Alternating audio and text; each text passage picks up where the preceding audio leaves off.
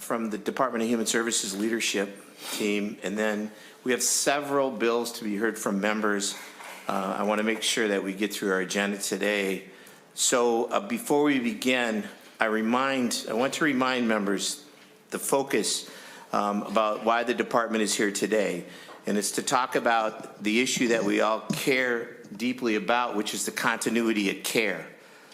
So members, please remember to keep those discussions today focused on that core topic. It's what we all as a group were talking about, you know, especially last week. It was really, can we get assurances of continuity of care? And that's where hopefully we want to remind us to stay focused on that. So the bill presentation later on is going to focus on how we strengthen the continuity care protections to ensure that Minnesotans who rely on the department programs don't have their care disrupted as we take steps to protect the program integrity that this committee has talked about. And with that, members, Lead Jordan, if you have anything to add to that. If not, we'll just go right to the Department of Leaders today to give us what we care about. And Commissioner, just the thing that I've heard from members of this committee over and over and over, assurance, the continuity care assurance that the people with disabilities and the people that are receiving the services are being talked about, right? It's that filter. And so this is hopefully the conversation today that we're having with you, and the two folks to your right and to the left will be about that. And with you, I think, is Director Connolly. I keep calling you Director Connolly. I'm sorry. That works. All right. He's Medicaid Director and Deputy Commissioner. Medicaid Director and Deputy Commissioner, former LA County. Yes, John Connolly, the Iowa connection there. And then James Clark, right? The OIG. Correct. So Commissioner, welcome to the committee. Thank you, Senator Hoffman and members of the committee. My name is Shireen Gandhi, and I have the honor of serving as the Commissioner of the Minnesota Department of Human Services.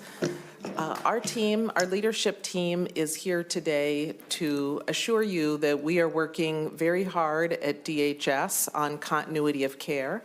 As you know, we have a county-administered system, and so we need to work in collaboration with many others to support people in community to have continuity of care, especially if it is interrupted by fraud or payment withholds from the Inspector General's office. And I've been in front of this committee before presenting on the numbers and the ways that we work with county case managers. and want you to know that we're not stopping there, that it is important for us to continue to refine our approach, because we have to balance both rooting out fraud and making sure people have access to the services that they deserve. At the end of the day, what's most important for us is the outcomes of the people that we're serving in Minnesota, and that the system is working for them. That is the top priority for us at DHS, and to make sure that every dollar from the taxpayers is working hard and going to those people that need those services and have been approved for those services. So we will continue to work with the counties, because DHS oversees the system, and we're ultimately accountable to make sure that that continuity of care is working. And what I would like to do is have Deputy Commissioner Connolly share with you a bit more about the specific steps that we're taking to make sure that the system continues to work better and better for the people each day.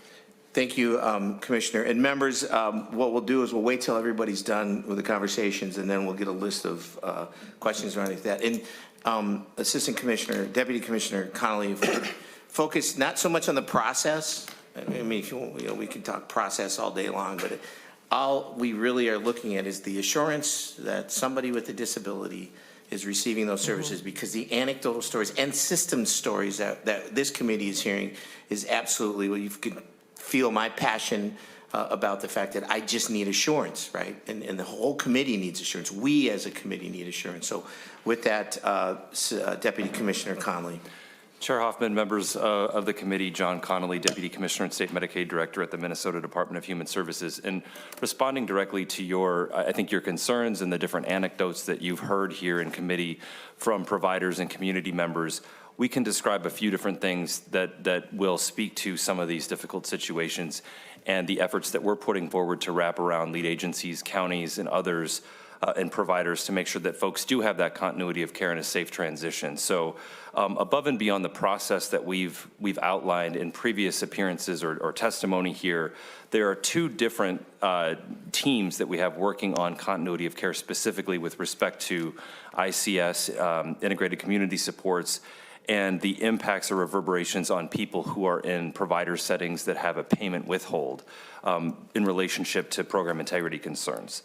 The first is the Regional Resource Specialist Team, and this is a pre-existing group of folks who exist to support lead agencies, specifically counties and others, to help folks transition or find placement. Their traditional role has been more one of consultation, so that if a waiver case manager needs assistance finding different providers of different services, if somebody's, again, in a setting where there is a payment withhold and they need referral or connection, they're there to help consult with them to find that array of service providers that help folks have that continuity of care and make sure that the treatment or care plan is executed according to what's been put in place. The second piece, given the concerns that you all have heard and that we've heard as well from the community and providers, is providing more direct support in situations where a waiver case manager has difficulty finding housing, has difficulty finding other providers of integrated community supports, or broader home and community-based services or mental health services if that's needed. And so what we did is take a portion of the team that was really working on complex transitions from hospital or institutional settings to the community, and taking basically 1.5 full-time equivalent employees and having them work specifically on this issue, such that if a waiver case manager is having difficulty finding another array of providers, another setting, another housing placement for somebody who is experiencing some interruption of service as a result of a payment withhold, that we're directly engaging. Our staff are working with the case managers directly, looking for again, a housing placement, looking for another service provider, if the county waiver case manager, as an example, is having trouble with that. And we've done that specifically with a number of referrals in Hennepin, Ramsey, Dakota County as well, and intervened in some of those cases, as well as in Oka County, where there have been issues with a case manager having difficulty finding another placement for folks.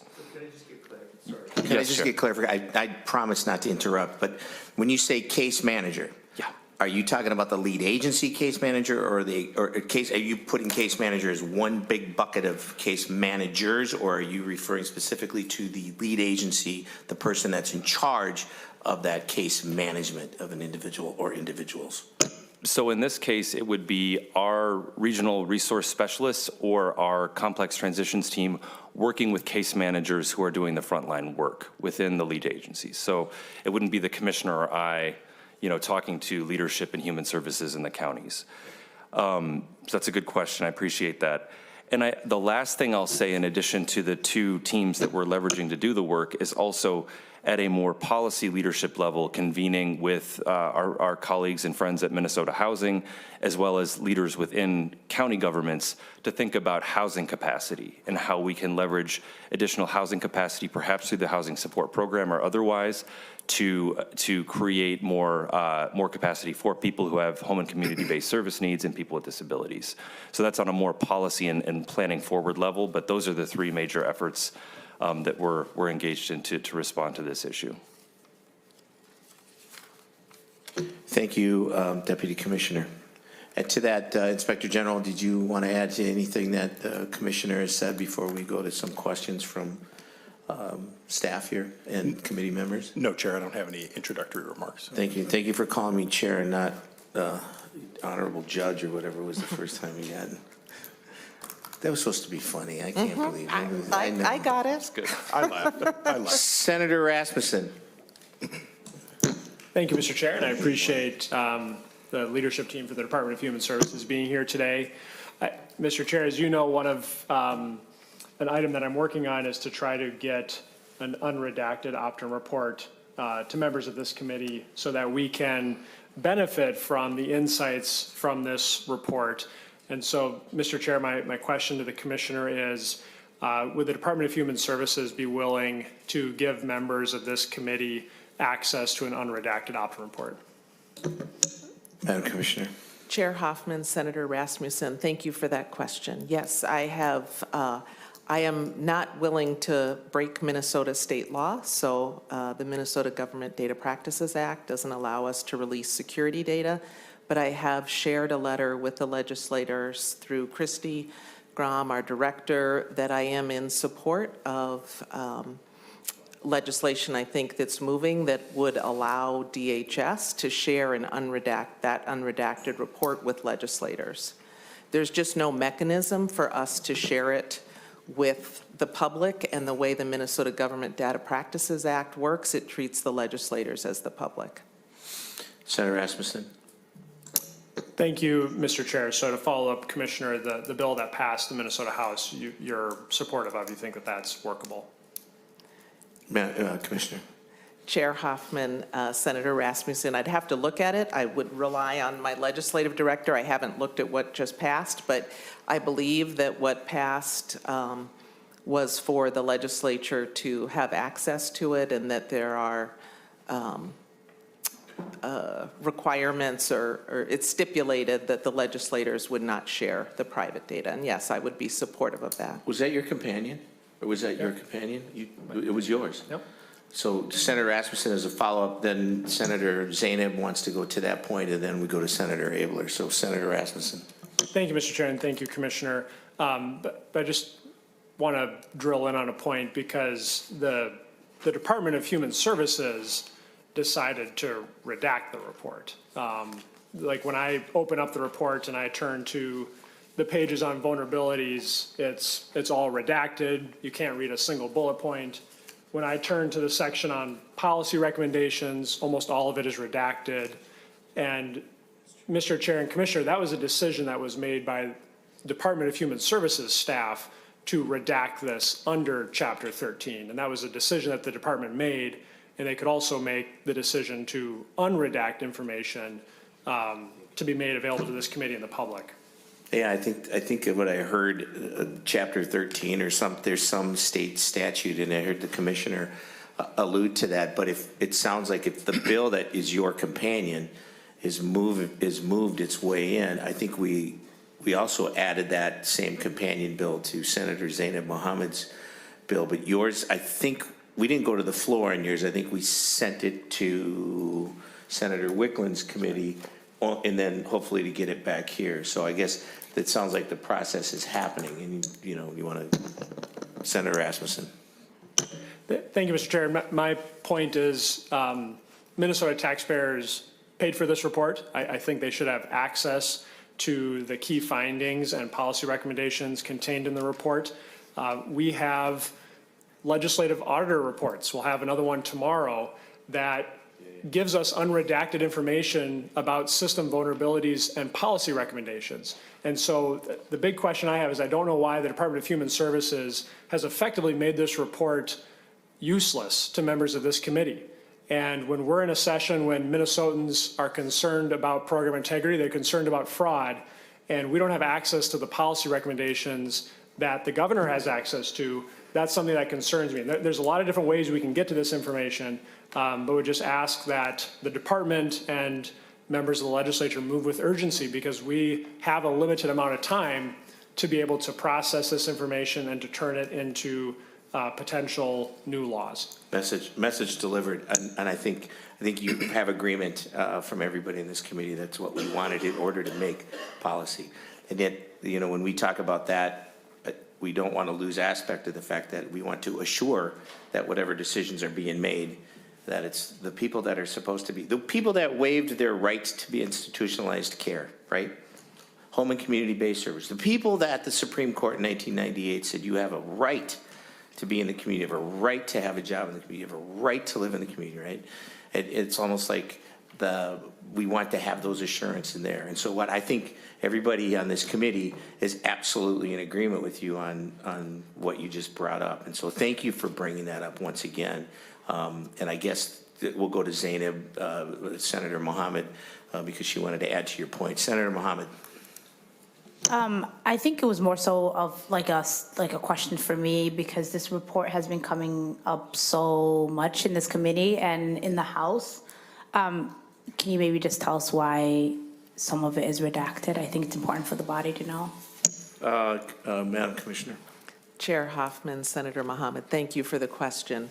Two of the reports DHS redacted. One of the reports, it's the CES report, Optum redacted as trade secret. So they have certain codes that they use, and so they redacted that portion.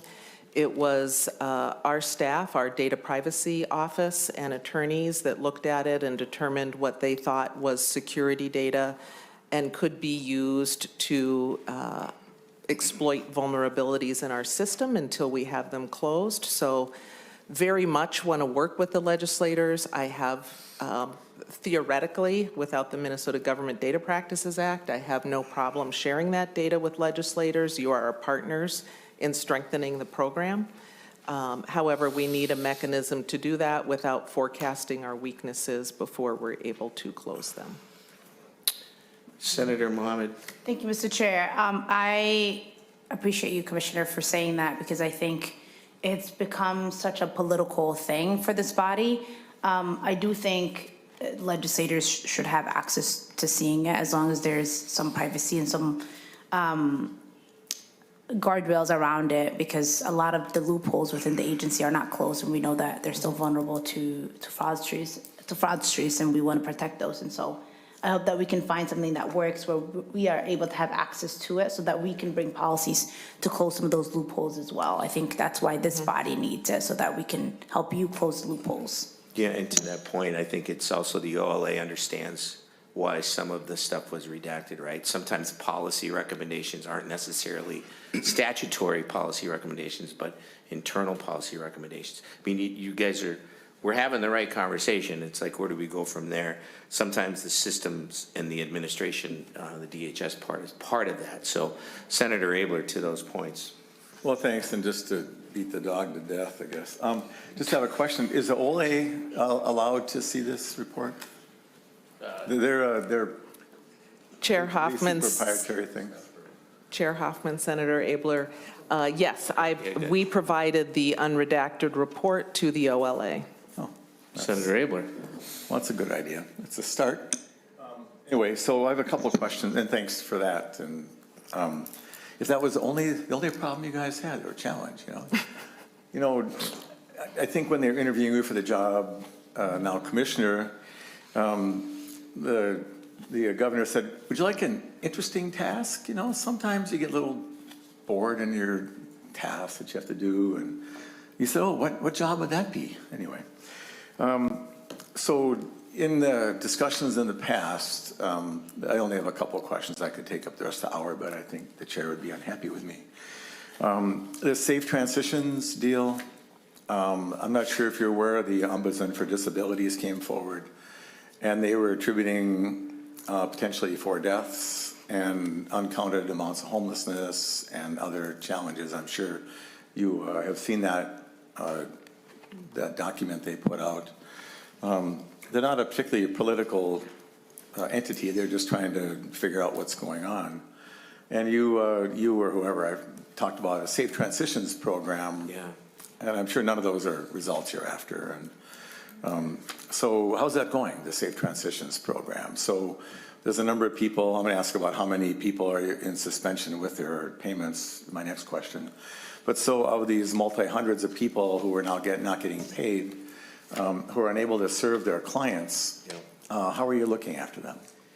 You know what, and I'm glad you brought up that point from that presentation, because when it showed that, it also showed there was some uncertainty in that, and so thank you for bringing that up. Perhaps we can clear up the uncertainty. This may be our chance. This is it, Commissioner, to Senator Abler.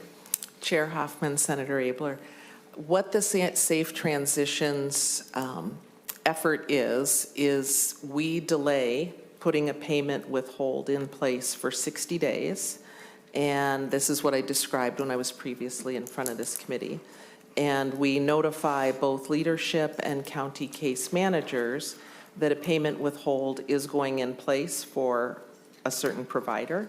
We let them know the people that are living in that building, the people that need assistance with support determining what options they would like to exercise, and other steps that will help them be successful. So that it's an effort to balance when we're in a tough situation where we have credible allegations of fraud, the evidence is indicating that we have a provider that is committing fraud, and we have people in a residential setting.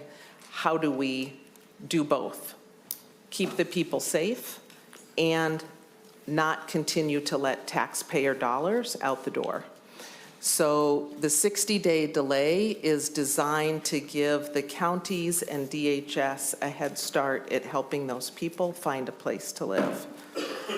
It's not perfect. It doesn't work in all instances. And we, as Deputy Commissioner Connolly explained, we are continue to come up with new ideas and supports to partner with counties and case managers to help people find the setting that is going to actually provide them the services they receive. Because in many of these instances, the reason that we are putting a payment withhold in place is because county caseworkers, families, or recipients themselves are telling us that that these individuals are not getting services. So they are already unsafe. They are already being harmed, where DHS is paying a lot of money for services and they're not getting services.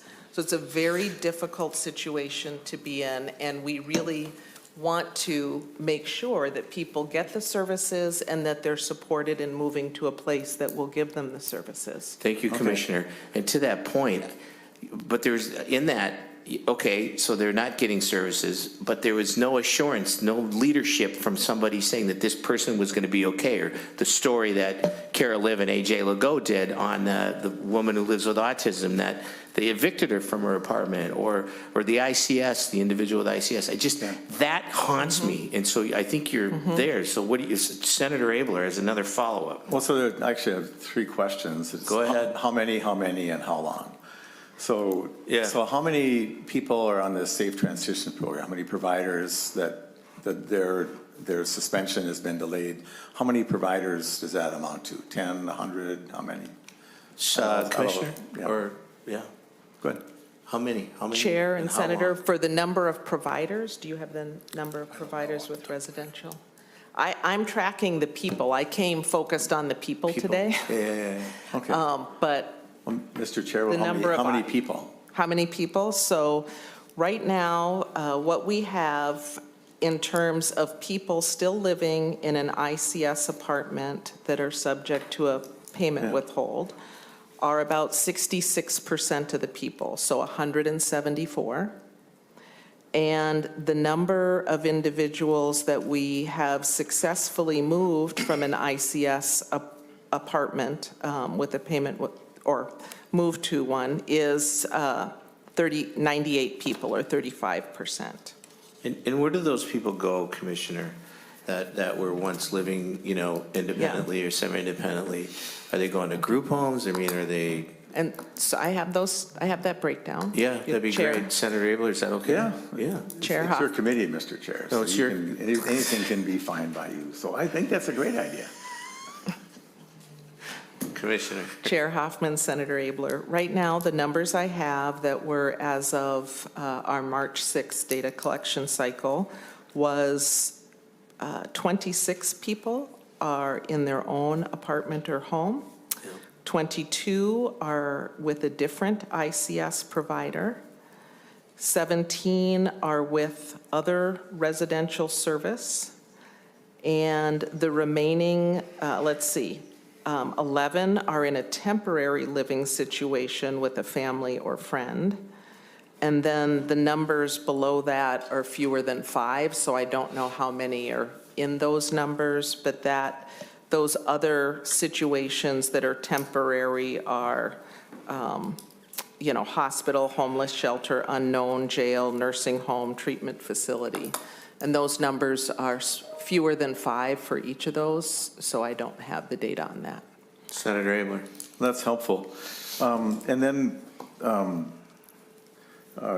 so how many, maybe this is for Mr. Clark, how many, I guess that's the point to be companies, we could ask how many people are involved in that too. It's an interesting thing, but how many different companies are on withholds due to allegations of fraud? Mr. Clark. Chair Hoffman, Senator Abler, I don't have the exact number as of today, right? The number varies from day to day. What I do know is that it was 540 people and businesses in calendar year 2025 that we issued a payment suspension due to credible allegations of fraud. So that would be business. So when we suspend payments to a business, we would also suspend payments to, let's say, individual owners, managing employees of of those entities. So I would have to follow up with you and get you the exact number of businesses as of today. Senator Abler, do you find it interesting that we're talking about assuring people with disabilities have, what the Olmstead decision would be, or what we, this committee, has always talked about, and we're not getting a specific response from the OIG? Am I misreading that? But I get a quote from last year, and I'm just like, that's not what I wanted to hear. Actually, the question you have, Mr. Chair, is how many people in those businesses are Thank you. fine? Thank you. That's the question you want to know. I do. You could ask him if you want. You just I'll yield did. to you. Mr. Clark, can you answer that question for the committee? So I'll rephrase it if you want. And anyway, so I have another how many and then how long, but I'm interrupting my own questions. So of the people in these 540 nominal businesses representing, I'm sure, several thousand clients, maybe more, how many of those with the people have not been gotten paid for some time now? How many of those clients are in good stead? Like we talked about the transition people. So how many of these people are at risk of harm because they're providers not providing services? Mr. Clark. Chair Hoffman, Senator Abler, I would say all of them are at risk because we're suspending payments when we have evidence that the providers are not providing care to the individuals that are receiving services from those businesses. So I would have to give you a number of how many recipients are impacted by our payment withholds, but to answer your question, unfortunately, I would say all of the recipients at those businesses, because we have evidence that services are not being provided as billed at those businesses. Senator Abler. Well, I mean, I get it, and you don't, I mean, every sentence doesn't have to say, like, we care about fraud, we're cracking down on people, this all bothers us, we're sick at night, we don't sleep well anymore, because we're so troubled by it. I will posit that to you as a given, counselor. But so, we just talked about a safe transitions program for some residential people, but now these other, these companies cannot be expected to serve people with money they don't have, even though, Commissioner, you said in the paper that they have a duty to try to continue, but they don't, people aren't going to work for nothing. And TSA, they go to work because it's the law. They're like essential employees, I think. And so PCAs are not essential employees. So it would be, I don't want to badger you, but if you could figure out how many people are represented by those 540 and what you're doing about that. So you're capturing the money, and we're all worried about that. But at the end of the pipeline are 5, 10, 30,000 people. So my next question, Mr. Chair. Senator Abler. So there's 540 open investigations. How many of those have been referred to the Attorney General? Of the 540 about? So Chair Hoffman, Senator Abler, so just to clarify, it was 540 payment suspensions, so not open investigations. Oh, payment system. Okay, fine. So we refer all of our payment suspensions, we're required to do so under law. So when we refer, or when we suspend payments due to credible allegations of fraud, we're required by law to refer those to the AG's office, so all of them get referred to the AG's office. So all those 540 have been referred. Senator Abler. Oh, sorry. Senator Mr. Chair. Abler. Mr. Chair, Mr. Clark. So all those have been referred, 540 referrals as a stack of papers. Mr. Clark. Senator Hoffman, or Chair Hoffman, Chair Abler, yes. The referral numbers can sometimes be combined, right? So like if we have a business. But they've all been sent yes. there. They're not sitting on your desk waiting to. Thank you, Mr. Chair. One last question. Senator Abler. And so, well, I guess it's two questions, but how many have been adjudicated? So so some must have gotten solved. So actually, how many have been adjudicated? And what's the average time from discovering a credible allegation to the disposition where they're either put in jail or whether they're charged or they're dismissed? Mr. Clark. Chair Hoffman, Senator Abler, I've asked my team to look into that to get the average time that our referrals are pending. So I don't know that off the top of my head. What I will say is that it varies, but also we are seeing delays and extensions of time that our referrals are being reviewed by law enforcement and just the amount of time that it's taking to investigate them. So, Can I ask a request, Senator Abler, on the things that the director is going to get back to you on? Could you please share that with the rest of this committee so that we all are on the same page? Senator Abler. Mr. Chair, perhaps And they then, could and then share. when you're done, we're going to Senator Gruenhagen. Yeah, then this is the end. So, Yep. You're good. so Mr. Clark was very generous one evening, and we had a lovely time together, and it was enlightening to me, and I developed an appreciation for. I don't want your job, so you're good to go there. But I just want to tell, I guess, the commissioner, you're the head of this organization officially now. So if you have 540 investigations sitting there with, could be probably more than 10,000 human beings at the end of the pipeline not getting services, your safe transitions program isn't big enough. And the one person died last October, sometime like that, because they didn't get care. And that should keep us up all at night. And that's, I think, what Senator Hoffman and I are getting at. And, you know, let's get after the fraudsters. Let's make sure the threshold is high enough, and I'm concerned that it's not. We'll talk about that in other bills. But anyway, so that's and so if you could actually, Commissioner, like as part of that, so just, I'd like to know just like when a thing, if there's got to be an average length of time from when the credible allegation comes to when it gets done, so people who are going to be credibly allegated will know that they should just close up shop and go out of business. And the testimony has been, Mr. Chair, these things have gone on so long that the people go out of business and then the case is dismissed because they're no longer in business. So I don't think is our intent. I'm done, Mr. Chair. No, and you're right. That's never been this committee's intent. This has always been about getting to, are we assuring that people with disabilities are receiving the services that they need, right? You've waived your right to state institutional care, and let's make sure that it's successful. And I think we said that last week as well. Senator Gruenhagen, to these points. Oh, thank you, Mr. Chair. Yeah, thanks for being here and testifying. Say, as I've looked at this, I see we have two proposals in front of us to try to resolve continuity care and also to address the fraud. The first one was published by Mr. Tim O'Malley, a 56-page report. The other one was by the governor, and I've listened to his press conference, and I've tried to research as much as possible what the governor wants to do.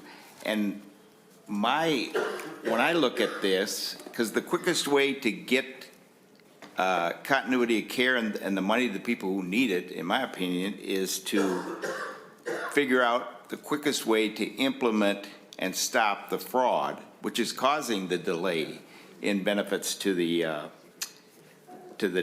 disabled and those who really need it. So I see the governor's plan as a major upheaval. We all agree the computer system needs to be updated, okay? We all agree on that. I mean, we're using DOS. But I see Tim O'Malley's report, it's a 9-pillar strategy, and it really gets to the heart of the matter much quicker. I see the governor's proposal taking several years, based on my interpretation, where I see a lot of the things the O'Malley report wants to implement could be done quickly.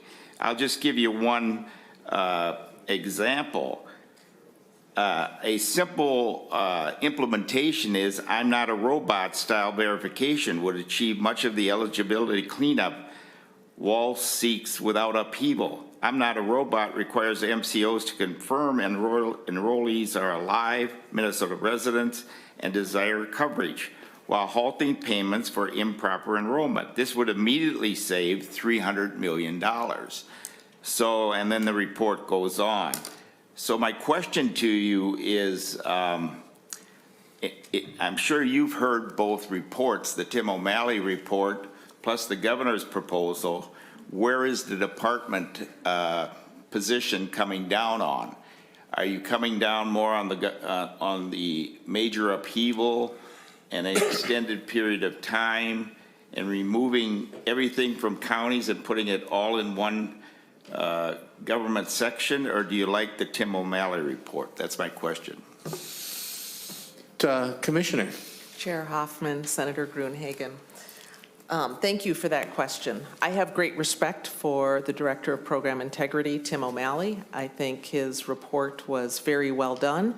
And actually, as soon as it was made available to us, I have put a team at DHS in charge of looking at that report and doing a alignment with efforts that are already underway with our CMS corrective action plan, as well as the work that is coming out of the Optum vulnerability assessment.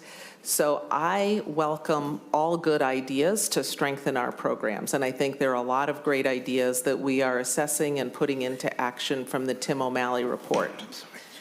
The governor's proposal has some good, very good, immediate, actionable ideas, and I see the upheaval, as you call them, the upheaval ideas, as thought starters for the legislature.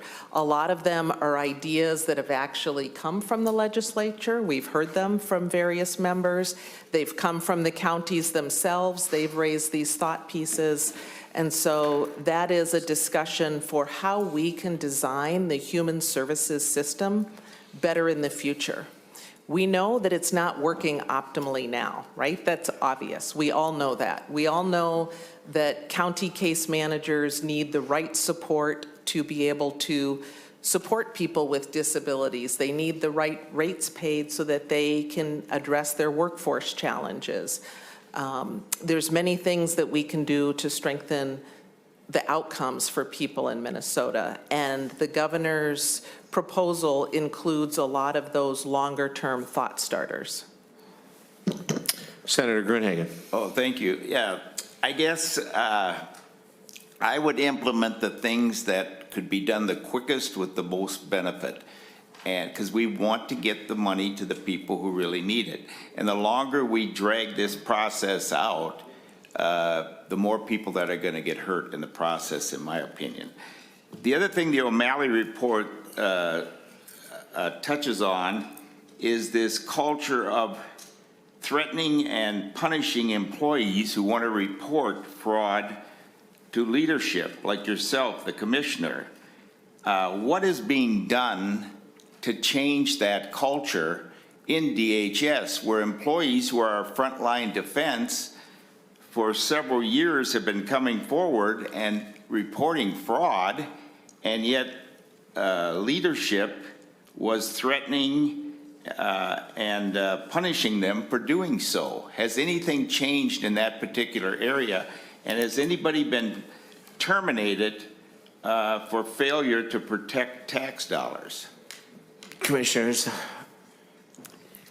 to Senator Gruenhagen's point. Chair Hoffman, Senator Gruenhagen, thank you for that question.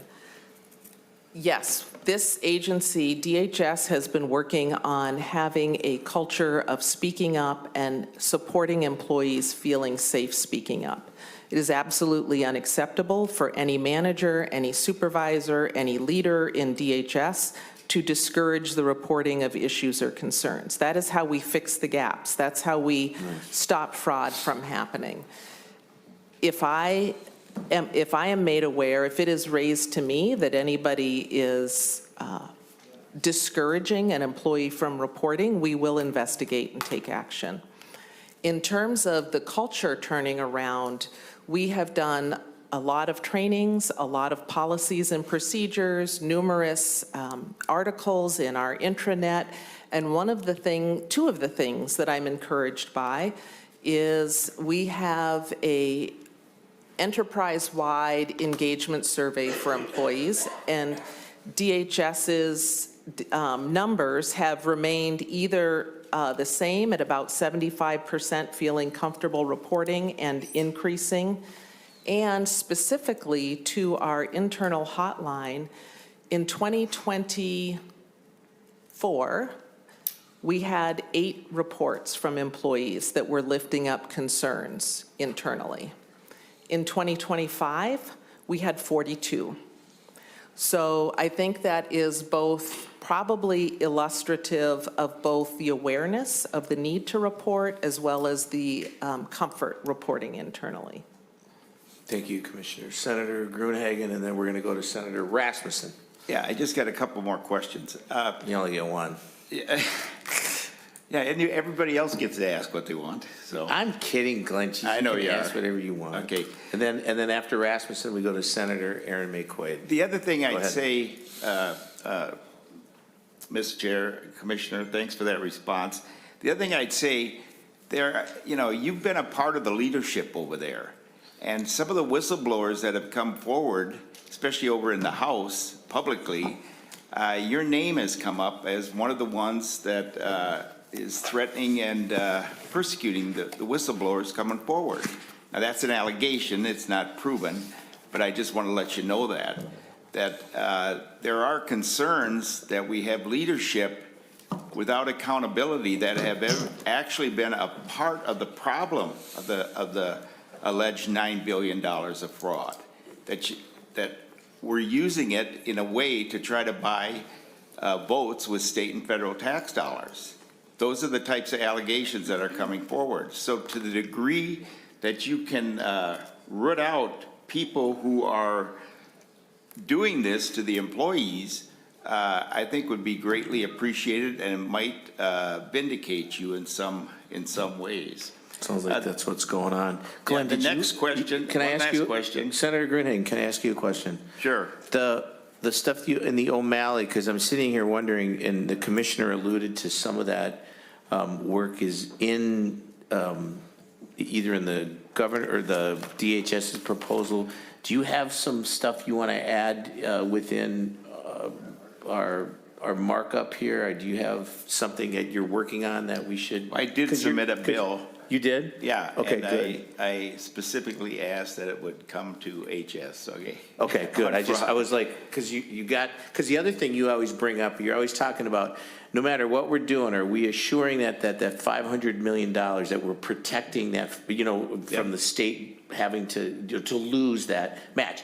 And granted, the state of Minnesota gave more money to the federal government than the federal government gave us. But to your point, that seems to always be that filter, that 500 million. So I just wanted to just highlight that. I appreciate your work on that. So keep going. I get one more, and then we'll go to Rasmussen, and then to Mayor McQuaid. Oh, thank you, Mr. Chair.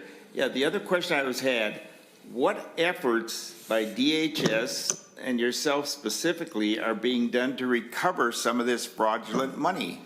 I mean, we're talking about an alleged $9 billion.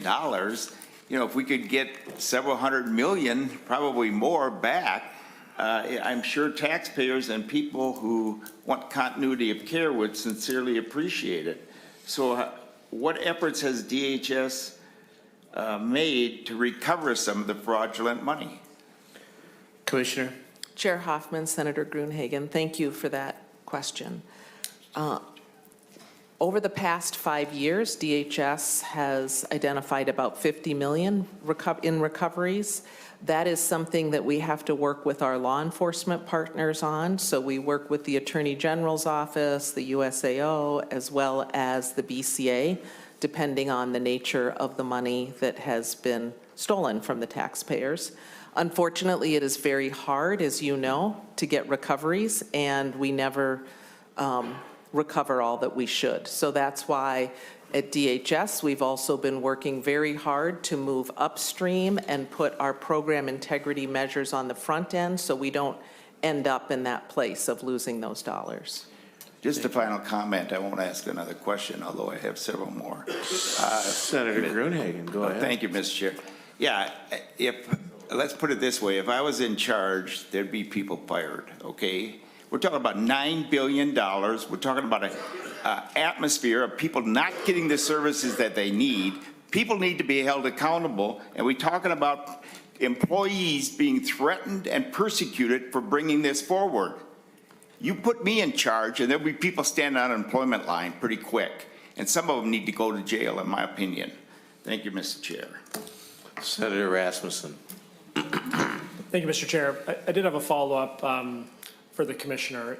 Last time we were here, we talked about the legislative ardor report that there's multiple manager-level employees at the Department of Human Services who fabricated documents to basically hide the fact that they were not following department procedures on program integrity. Have any of those individuals been dismissed for their conduct? Senator Commissioner. Chair Hoffman and Senator Rasmussen, unfortunately, I am not able to provide the disposition of the investigation and any action that is taken according to state law. I am not allowed to provide that until the complete appeals are done, but I am happy to provide that at that time. Under advisement of my lawyer, I'm not able to, I hear that. Senator Rasmussen. Thank you, Mr. Chair, and thank you, Commissioner. Has any employee at the Department of Human Services been dismissed for their failure to protect tax dollars? Madam Commissioner. Senator Hoffman, Chair Hoffman, Senator Rasmussen, if an investigation shows that an employee deliberately did not protect taxpayers' dollars, did not act on fraud when it was brought forward to them, an investigation would be done and discipline would be issued, which includes firing. Up to Senator Rasmussen, and then we're going to go to Senator McQuaid after you. Thank you, Mr. Chair. Thank you, Commissioner. My question wasn't, theoretically what would happen. My question is what has happened. There has been numerous cases of fraud within the Department of Human Services programs. has anyone been dismissed for their failure to protect taxpayers? Madam Commissioner. Chair Hoffman, Senator Rasmussen, I've answered that question to the best of my ability at this time. Thank you, Commissioner. Senator Rasmussen. Thank you, Mr. Chair. I'm disappointed that we couldn't get an answer on that, because that's one of the big questions I get asked when I'm back in the district I represent, is has there been accountability? Has there been accountability when we have this failure to protect taxpayers? So I'm disappointed that that there hasn't been that level of accountability. Mr. Chair, I have another question for the commissioner. Can we, because if it's another, can we stick to our assuring, the whole thing about this is getting to the continuity of care conversation, right? So we're going to go to Senator Aaron McQuaid, and then we're going to Senator Udke, but it's now coming up on 4 o'clock. So I knew this would be a robust discussion, which is okay. I mean, it is what it is, but go ahead, Senator Rasmussen. I just wanted to let you guys know timeline, because we have Abler bill, we have an Aaron McQuaid bill up, we got a Senator Umar Vabaten bill, and we might even have an Utke bill on that, so thank you. Thank you, Mr. Chair. In our packets, we had the summary of Governor Walz's proposal to, quote, transform human services. And one of the concerns that I have is that many of these proposed reforms would take place in 2030, 2031, 2032, long after Governor Walz has left office. And one of the questions I had is, when it comes to ensuring program integrity and continuity of care, what's the status of site visits within the Department of Human Services across the programs? Can you talk about, is the Department of Human Services caught up in terms of the required site visits under the programs you supervise? Good question. Commissioner. Chair Hoffman, Senator Rasmussen, I want to go back to the accountability question first. So at DHS, we investigate tips when they come in for fraud. And as I stepped into the role of temporary commissioner, and I chased down the tips that people told me they had given, I did not find a tip that was not acted upon. So if somebody wants to bring one to me that was not acted upon, then I will start an investigation and take action as appropriate. But every specific item that people brought to me, I found was referred to our OIG. Our OIG was investigating it. Our CMS contractor was investigating it. So I did not find instances in my time as temporary commissioner, in looking back, where information that was actionable wasn't acted on, or where employees turned a blind eye. I did not find that. But if I found that, and if I find that in the future, I will take action on that. Senator Rasmussen. Thank you, Mr. Chair. So as a follow-up to the commissioner, do you believe that the Department of Human Services has done enough to protect taxpayer dollars and to stop fraud? Commissioner. Chair Hoffman and Senator Rasmussen, my whole time as temporary commissioner, I have been accelerating what the department does. So I think my actions speak for themselves. We have instituted data analytics to root out more fraud and to find out where there were concerning trends and outliers to take actions on those. In 2025, we placed more payment withholds, which is really at the root of this conversation today about continuity of care. But we did more payment withholds in 2025 than any of the years previously. We are currently, to your specific question about site visits, we are currently in the process of revalidating 5,800 providers in the high-risk services doing unannounced site visits to those providers. We've disenrolled about 17,000 inactive providers. We've started enhanced prepayment review and other actions. So this past year, we have continued to step up, and if there are other ideas that you have or any of this committee has that we could be doing to take stronger action on fraud, I would welcome it. I think this is a bipartisan issue. I think it's something that the legislature has to work with us on, that we have to work on, that we need the county support, provider support. It is something that we all need to do to build a stronger system at DHS where the funds are protected and people are getting the care that they need and the outcomes they need, and we are assuring continuity of care. That's the key. Senator Rasmussen, one more, and then we're going to Senator McQuaid. Thank you, Mr. Chair. Thank you, Commissioner. We had a EIDBI provider testify to this committee last week that effectively the Department of Human Services is years behind doing site visits on the sites that they manage. Mr. Chair, my question could either be for Mr. Clark or the Commissioner.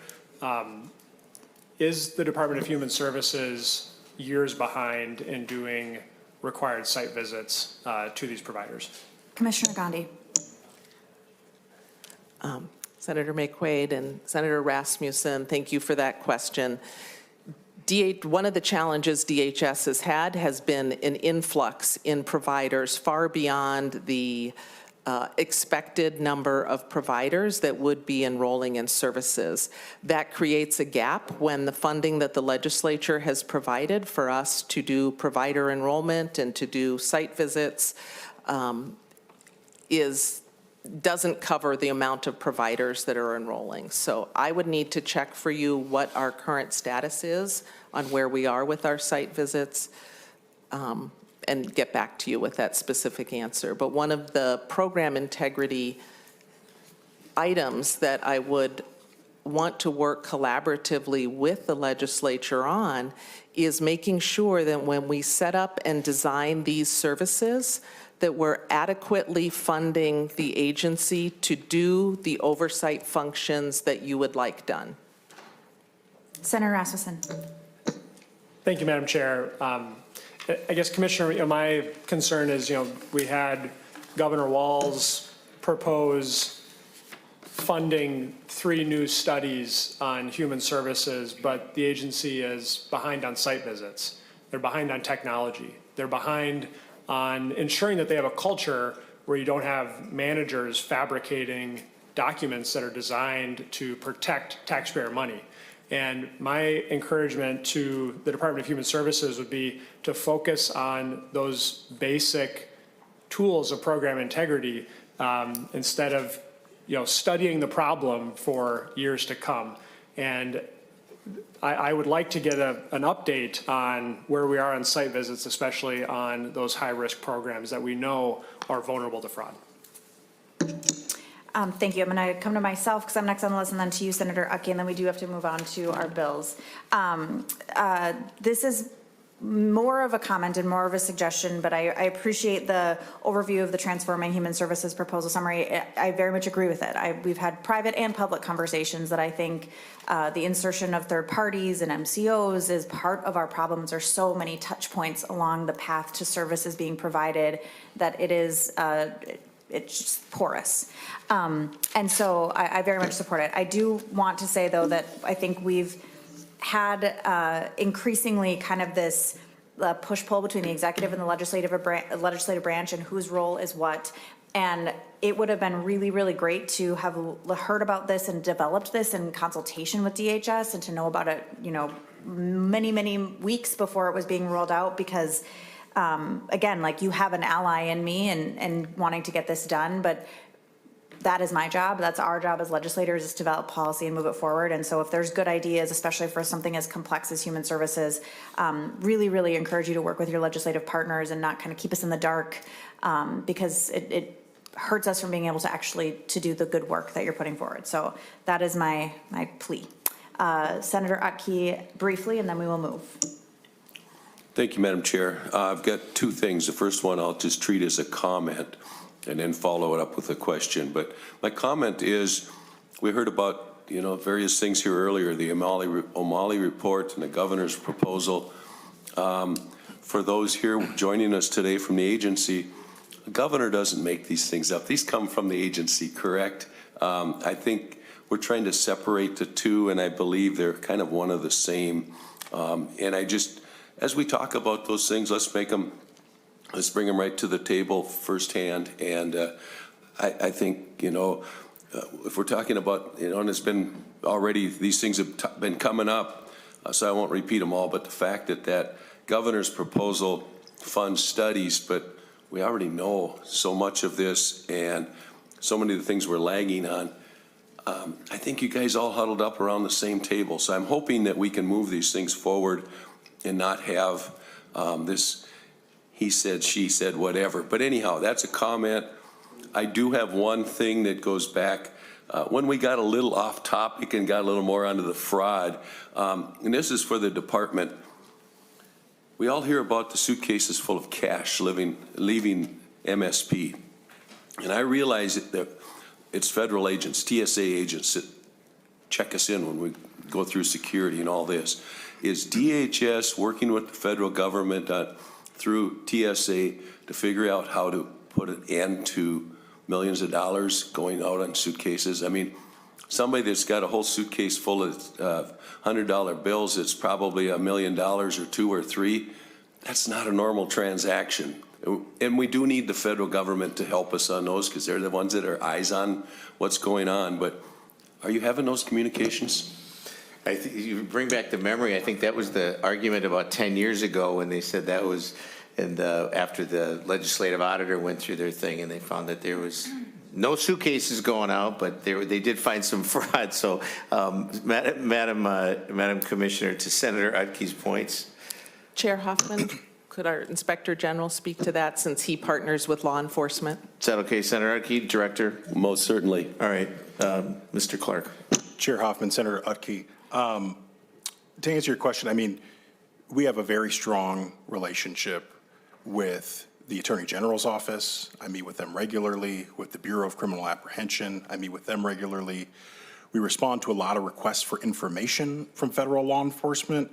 The relationship with federal law enforcement was good when I first started in this role. Productive meetings, conversations, felt like I could get people on the phone. Those conversations have kind of dried up a little bit here recently.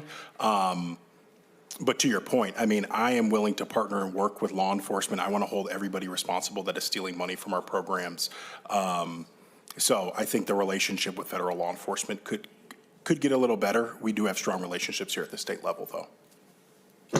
Mr. Senator Utke. Thank you, Mr. Chair. That's it. Appreciate it. Thank you, everybody. As we think about this, I still, and I heard it from the commissioner, I still am not 100% feeling confident that disabilities are assured of the services that they are needed. Hence, Mr. Clark, your responses wasn't happy with them because you didn't know the answer to the question. And so that was unsettling for me as I looked down to the good senator from Anoka, and I thought, didn't answer the question. We have to be assured people with disabilities are safe. And I've said that in multiple hearings over and over. Thank you, Commissioner, for being here and for addressing the assurance and that you are working on it. And you didn't get into the elaborate process, but rather the fact that you have some things that you put in place. You inherited a mess. It was a mess. And thank you for your leadership in doing what you are doing to assure that the things are starting to fall in place. It is a big, big, big system. This committee unequivocally wants to assure that the right things are being done at the right time. And that's what you get here. You know, you got it. So thank you, Deputy Commissioner Connolly, thank you for being here. Inspector General Clark, thank you for being here. And Commissioner, thank you for being here. I appreciate that for taking time to do that. And so anybody else? We're good. Thank you. Thank you, Chair Hoffman, and look forward to continuing to work with you on this.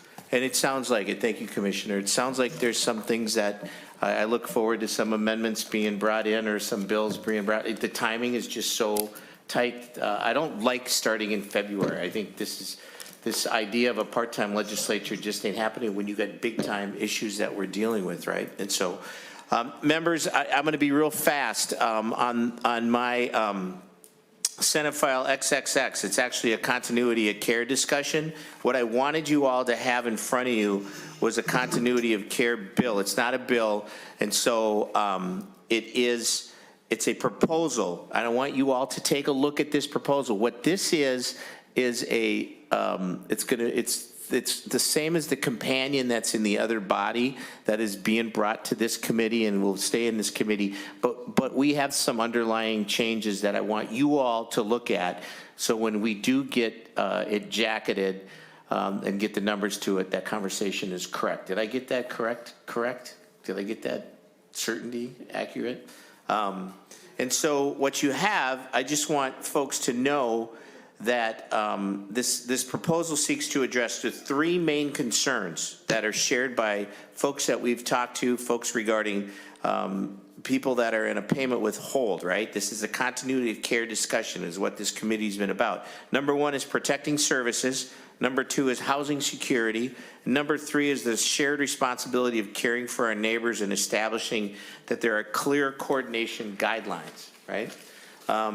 Members, the proposal clarifies that the non-payment resulting from the interruption of a person's public benefit does not mean that the person accessing services loses the right to be notified of service suspensions or terminations within a reasonable time frame. Common sense. It also establishes that all service recipients of residential services are treated the same if a provider is temporarily suspending services or permanently terminating services.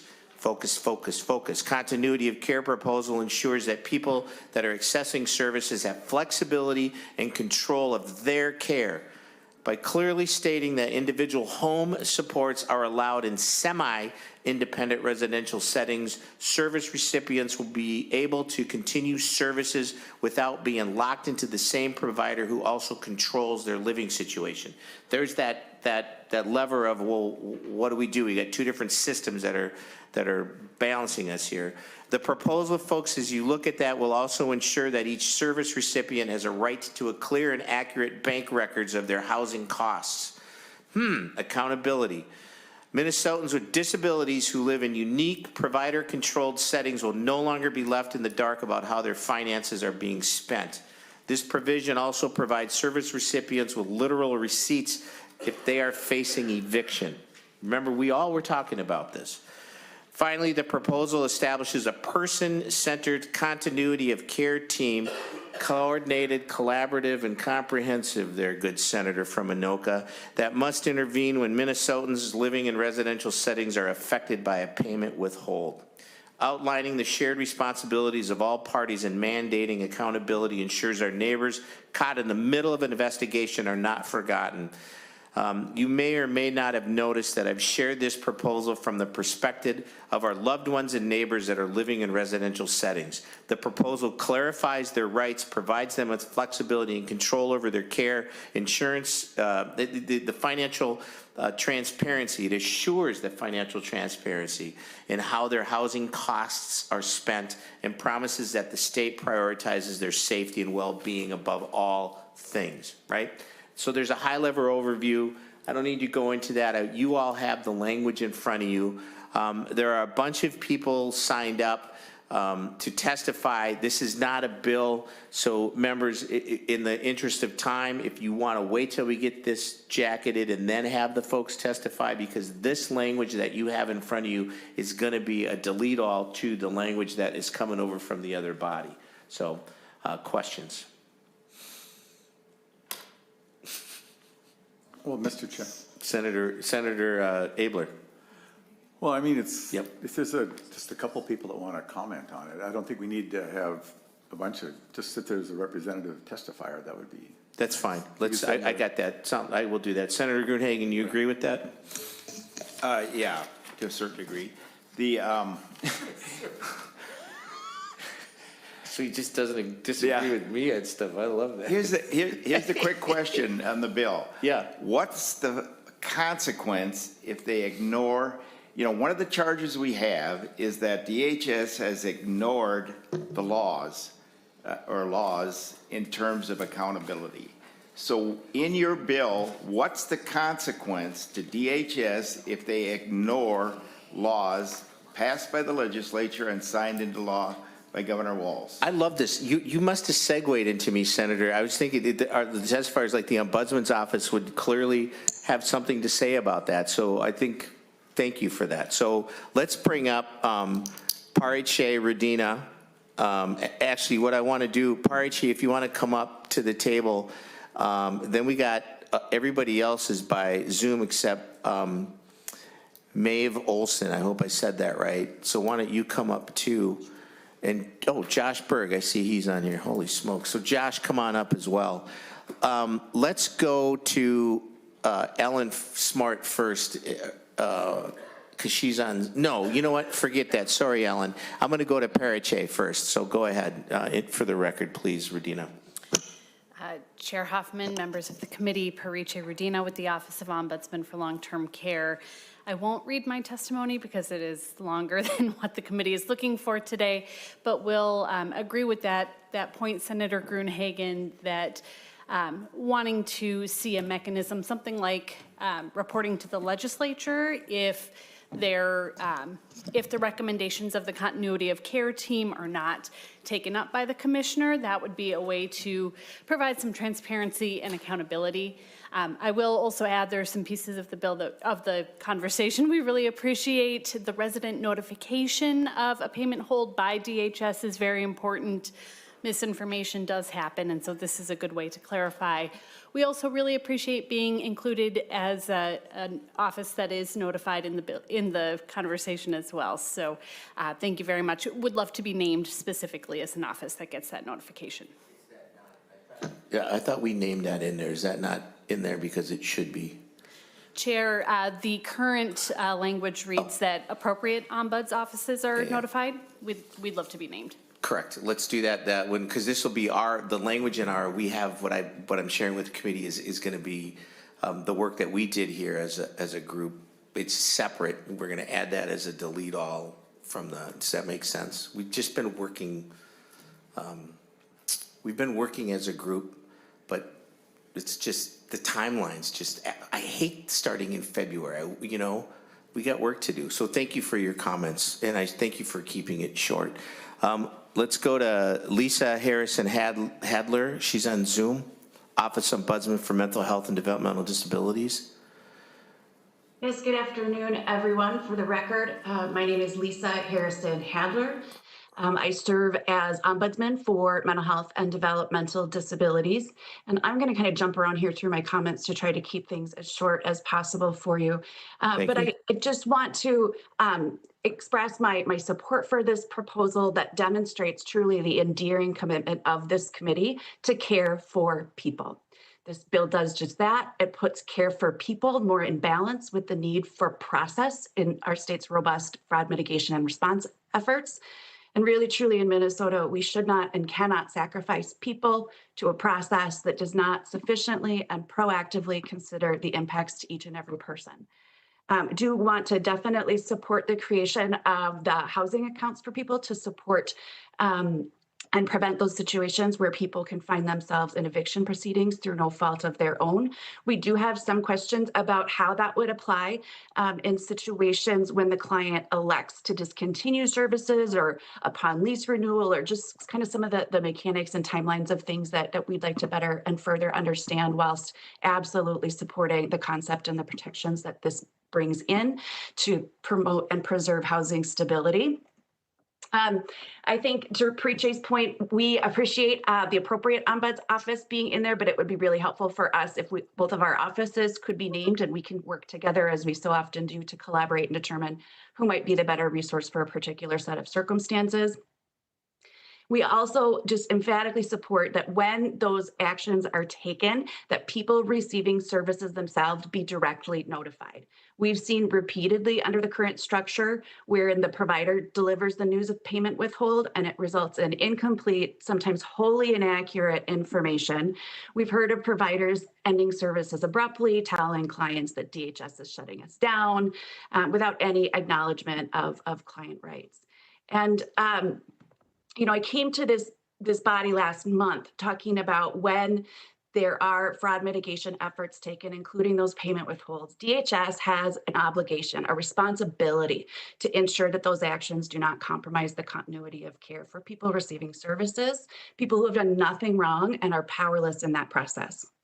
I shared with you, having inquired of the department, kind of what exact supports are they offering in those situations, and still haven't gotten a substantive response. I think this proposal recognizes and codifies to create that continuity of care team, establishing very clear, very tangible, very specific obligations under all of those.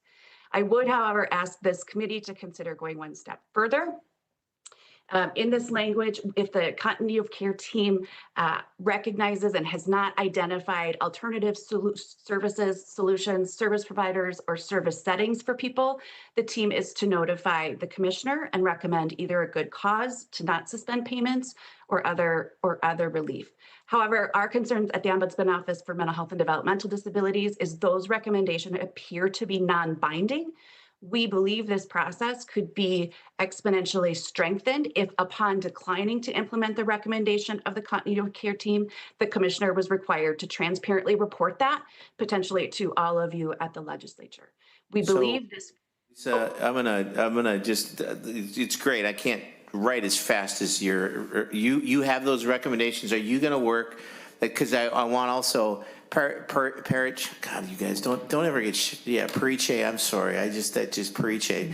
I would assume that there would be some kind of amendment to language that you guys are going to get. Senator Utke will probably be the chief author of that. I got you to smile a little bit, Paul, but if you have those recommendations on that, specifically on that core team and what it is and what it looks like, I absolutely am open to that. So you got to say one more point. I got to move on though, Lisa. I really do. I do understand, and thank you for the time. We just believe that taken together, this will all enhance accountability while protecting people. Thank you. Let's go to Ellen Smart, Disability Law Center, counselor.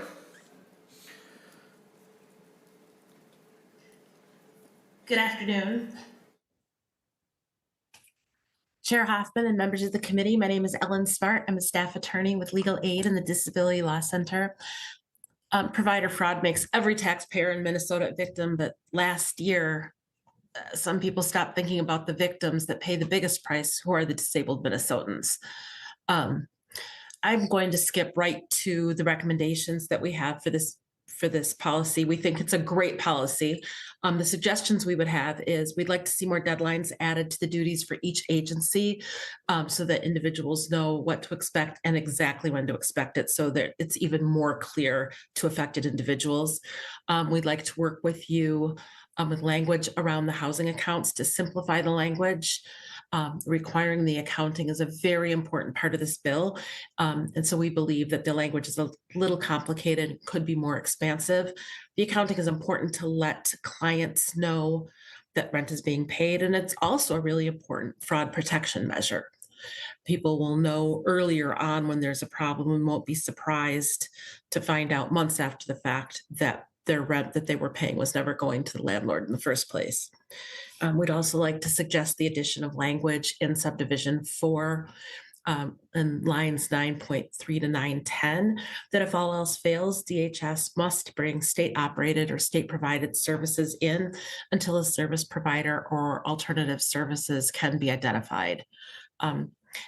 We're especially grateful that a system is being created to ensure that even when systems fail, Minnesotans with disabilities will continue to remain housed and get the services they need to remain as independent as possible. And thank you, Senator Hoffman, for coming back to this work with a vengeance and pulling this bill together so quickly. Thank you, Ms. Smart. Counselor, it really does take a village. I mean, it's just like, do this by yourself. And that's why hopefully what you just did, especially I take note of 9.3 to 9.10, get that stuff to our committee administrator as soon as possible, and then work with that to get it when we do get this out. So thank you, Ms. Smart. Josh. Thank you. Josh, and thank you, Ms. Smart, for your testifying last week. I'm still not guaranteed that people with disabilities are assured that they are going to be okay. And I'm thank you for highlighting that. And Senator Gruenhagen, this is good. What you brought up about the transparency, I think this is where we need, this is our work. And so I appreciate that. And then go ahead, Josh Berg. Mr. Chair and members, thank you for the opportunity. I've deleted half of my testimony since sitting up here, so hopefully I'm quick. Today, I'm simply here as an advocate for people who rely on the system every single day. When a provider suddenly faces a payment withhold, these individuals wake up and find the supports they rely on to get out of bed, take medications, stay housed, or simply live, disappear. And the question becomes painfully simple. Who is catching them before they fall? For the past 6 months, too often that answer has been no one.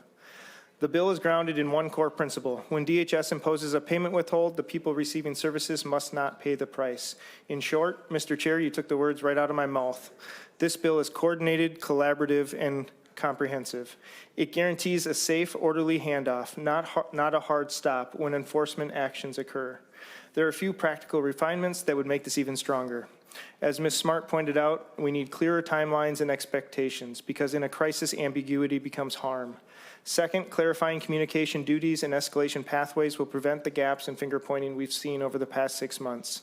And finally, the language should be unmistakable, should make it unmistakable that the state of Minnesota is where the buck stops.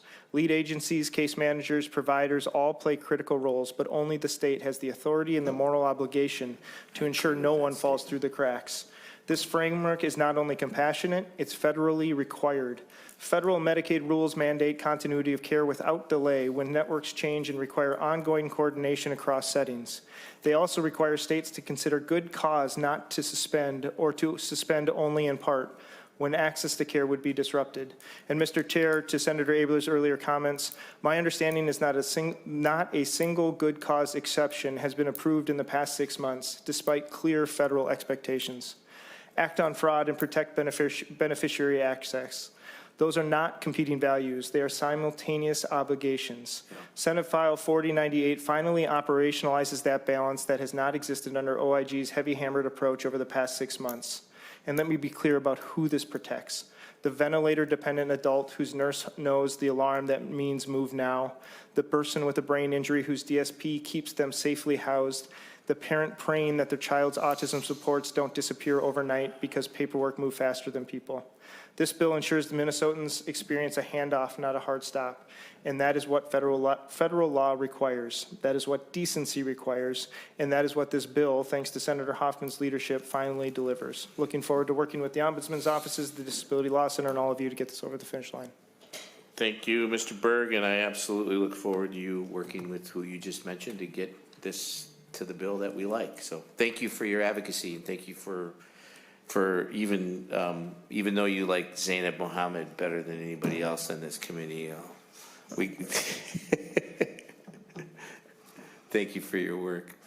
Ms. Olson from the Brain Injury Alliance, I'm going to go to Kathy Messerly first. She's on the Zoomerang, if that's okay. Ms. Messerly, I'm running out of time, but lots of people said lots of good things in front of you. So you got any addition? I am going to keep it very short. Thank you so much, Chair and members of the committee, for hearing me. I would like to share that this bill has really, I absolutely support continuity of care. This bill has absolutely focused on residential setting. And I would just like to draw your attention to those that are living in their private homes and hope that you will integrate that in. As you know, our case management system has been overwhelmed, and we have providers whose funds have been cut, leaving individuals in their homes without any care, any support. I'm just going to showcase one quick individual, 84-year-old, severe dementia, unable to manage bills. Grocery delivery has stopped because of the managing of the bills. There's no food in the house. The meals are not being delivered because the county case manager is not following up. The county min-choice assessor did not complete the assessment, and it was because of the dementia, but there was no one following through and helping the individual to do that. 2 MARC reports were submitted by the provider. No case was opened. I learned during my research on this that Minnesota has the lowest response to MARC reports nationwide, which I did not know. It's my understanding there isn't sufficient funding for adult protection services. This individual lives in a county where 9% of the adult protection services reports were accepted for investigation and services. I was stunned to hear that. And I share all this to say, the OIG's office was aware of it, but there just wasn't anyone to step in and take care of her. So I hope that you will realize that when people are living in their homes, it's sometimes even more dangerous than when people are in a residential setting. And I hope that you'll consider that as you take a look at this bill, and thank you for your concern about continuity of care. You are absolutely, thank you. And you bring up what I remember, it was our response as a committee to folks that were being evicted. Do you remember that scary thing? But thank you for once again bringing us back to the greater collective of why we do what we do, right? This gets into what I remember saying a couple of years ago, saying, why do we do what we do, right? And so thank you. And you'll get that language. Kathy, I don't know how you want to, you can either send it to Sam or directly, and we'll get it to Mr. Monahan to integrate somehow, right? However, the magic word of how they do that. So thank you for reminding us why we do what we do, Kathy. Appreciate you. Ms. Olson from the Brain Injury Alliance. Yes, hello, Senate chairs and Human Services Committee members. My name is Maeve Olson. I'm the Public Policy Coordinator for the Minnesota Brain Injury Alliance. We work largely with individuals on the BI, CADI, and other waivered programs and services, so out in the community through education, outreach, services, and advocacy. We support strengthened programming accountability and transparency measures. We also support clear guidance on roles, expectations, quality controls, and thoughtfully constructed processes or protocols that center individuals impacted and their well-being at the center of everything. Legislators should look at historic precedent, best practices, and implementation impacts when proposing changes for our state's human services crisis planning. It's critical to ensuring the efficient and effective uses of state and/or federal Medicaid dollars while also protecting the health and care of impacted individuals who rely upon these programs. In reviewing the bill proposals, we do have a few suggestions for tighter language with additional deadlines, as was mentioned, and timeframes, so that impacted individuals are not left behind in crisis without clarification on what might be happening next. Any creations of a continuity of care team or complex transitions team, as in the other members chamber, should support and prioritize individuals impacted and be tasked with ensuring that impacted individuals do not face extremes such as homelessness or death as a result of service provider disruptions or change oversight. We do need to continue to honor individual autonomy and dignity while providing options and choices, while simultaneously doing our due diligence as a state to avoid worsening the current housing and mental health crises. The solutions may not be simple, but sustained engagement and continuous improvements will be required from every voice here to succeed. So we'd be more than happy to continue talking about this and working with anyone on any of these related topics, but thank you for the opportunity to testify. Thank you for your input. Thank you. Senator Gruenhagen. Yeah, just real quick. Yeah. This is a delete all from what the House sent over, if I remember right. It'd be nice when the bill's actually jacketed to have a side-by-side comparison of the House bill versus the Senate bill and what the major changes are so we can properly evaluate. Ours is better. I mean, that's just, you used to be in That's a waste of time. It is a waste of time. There's no point in reading the House language. I'll withhold my judgment until I see both sides. I love it. Thank you. So let's go with, thank you, everybody. It sounds like we got some work to do. Senator Umar Verbeten, Carrie Briones, you want to come on down and bring your laptop and plug it in. Senate File 4399. Mr. Chair, thanks for having me. Thank you. Good to see you. Good to see you too. I will be brief and then pass it on to. I need to cut you off for a second. Yes. This serious, right? It is your birthday today, and so this committee needs to say happy birthday to you, Umar Verbeten, Senator. Thank you. Happy birthday to Senator Umar Verbeten. You want to sing? Happy birthday to you. Happy birthday to you. Happy birthday, dear Senator Claire. Happy birthday to you. Thank you. I feel all the love. Thank you so much, Mr. Where's Chair. our donuts? This is the first time you're in front of this committee. You're supposed to bring donuts. You know, we'll have to continue the celebration, I think, the rest of the week. Thank you. It's only fair. And we're going to recommend to pass this and refer to judiciary. Is that correct? Thank you. That's It's all correct. yours, Senator. Senate File Thank 4399. Thank you, Mr. Chair. So this is a DCT agency bill. There's some technical and policy changes, updating statutes that were missed as a part of the transition for DCT into a standalone state agency. So there is pieces in here to ensure that DCT can continue its standard healthcare operations by clarifying its ability to share limited patient data in really narrow and specific circumstances, such as with guardianship courts, regulatory and accreditation bodies, law enforcement, and oversight agencies. It also allows the DCT medical director to authorize medical care in limited circumstances for those patients that cannot consent to treatment. And good faith efforts have been made to locate a guardian, the nearest proper relative, or anyone to authorize care on their behalf. And then it increases the amount of time an individual may voluntarily return to the forensics program for a psychiatric or medical need. DCT has vetted these provisions with their external partners and other state agencies, really to make sure there are safeguards in place for data sharing and authorization of medical care. And I'll pass it to them to share more about the bill. Thanks. Ms. Briones, welcome. Chair and members, for the record, my name is Carrie Briones. I'm the Legislative Director for Direct Care and Treatment, and my intent before you is to walk you through the sections of the bill as quickly as possible, being cognizant of time. Sections 1, 2, and 7 are changes that we are proposing related to DCT's separation as a standalone agency that became effective this past July. Section 1 corrects a reference in a tort statute that simply removes a reference to the DHS commissioner and inserts the DCT executive board. There's no substantive changes, just updating a reference. Section 2 allows for a designee in DCT to review data challenges for the Minnesota Sex Offender Program. When DCT was part of DHS, a designee within DCT assisted the DHS data compliance official with the review of these client data disputes to ensure the accuracy of the data and a timely response.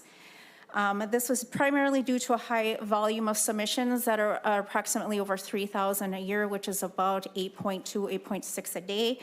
This language is merely putting in the same process that has been longstanding into effect in DCT statutes. It also provides accuracy, ability to respond timely, and kind of sets in a checks and balances by having more than one person do this work.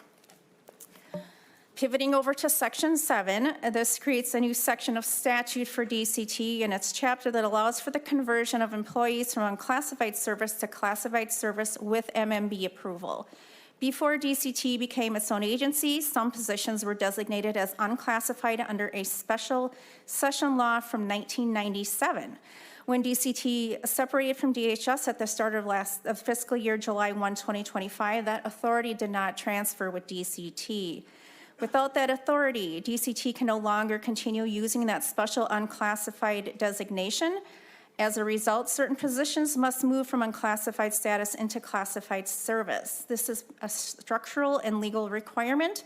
And for the committee's reference, Section 246C05, which passed in 2023 as part of our separation, providing employees transferring to DCT as part of the separation with employee protections. This law expired when our separation became effective, so really what this proposal is in the spirit of that statute that is expired is making sure that employees are held harmless as part of that transfer. Now I'm going to go back in order for the rest of the sections after bouncing over to 7. Sections 3, 4, and all of the changes in Section 5, except for those under Parens I, allow DCT to share information authorized under HIPAA as necessary for routine behavioral health care operations. History with this bill, for this proposal is that in 2024, there were changes to the Minnesota Health Records Act that require express authority under Minnesota law to share patient information. Other healthcare providers are able to get signed releases from patients and their guardians upfront that allow for sharing of this information. Our patients often cannot consent or do not have someone to place or consent on their behalf. And this change is reinstating the ability for DCT to do this. And if there are some examples that I can certainly provide if members have questions, that where this is causing a hiccup for us related to billing for health insurance, our Medicaid, Medicare, and other things. But in the interest of time, I will just keep charging ahead. For the additional change that's in section 5 at parents 1, this is at lines 9.13 to 9.23.